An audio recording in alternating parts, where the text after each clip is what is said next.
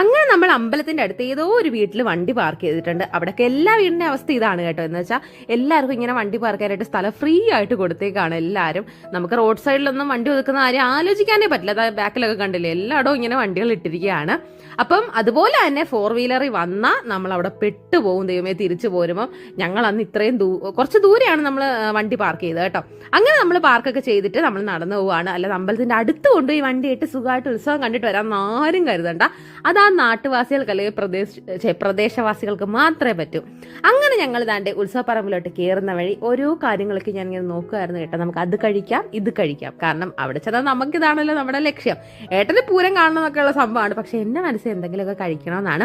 അങ്ങനെ ഞാൻ മഞ്ഞ ഉടുപ്പ് ഇട്ട് ഒരു മഞ്ഞ കളറിൽ ഐസ്ക്രീം വാങ്ങി ഞങ്ങൾ ഇതാണ്ട് പോവുകയാണ് കേട്ടോ.